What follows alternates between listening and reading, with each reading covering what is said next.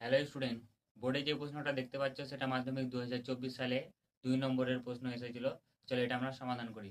প্রশ্নটা বলেছে, দেখো 500 টাকার বার্ষিক 10% চক্রবৃদ্ধি সুদের হারে কত বছরের সুদ 105 টাকা হবে। তাই আমরা সময়টা ধরে নেব, যে ধরি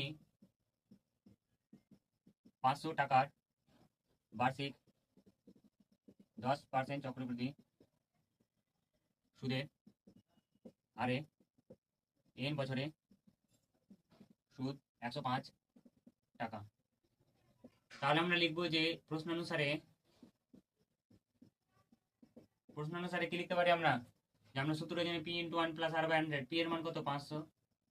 1 প্লাস আর এর মান হচ্ছে 10 বাই হচ্ছে 100, তারপর n মাইনাস 500 সমান হচ্ছে 105। এটাই তো বলেছে। এটা হচ্ছে সুদের আসল থেকে যদি আসলটা বাদ দিয়ে দিই তাহলে সুদ পড়ে থাকবে।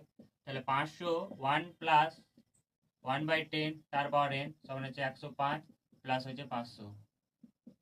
500 10 একে 10 আর 11, 11 বাই হচ্ছে 10 তারপর n হচ্ছে 500 সঙ্গে যদি 105 যোগ করি কত হবে? 605 বা 11/10 তার পাওয়ার n সমান 605/500।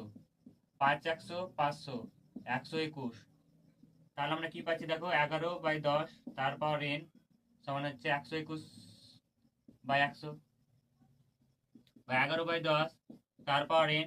121কে কি লেখা যায়? 11/10 তার পাওয়ার 2। দেখো 11/10 এখানে 11/10 এরা সেম, তাহলে হচ্ছে n সমান হচ্ছে 2। তাহলে আমরা লিখতে পারবো n সমান হচ্ছে 2।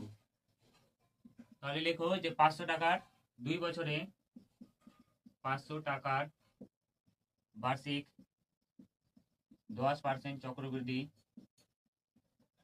সুদের হারে 2 বছরে সুদ 105 টাকা।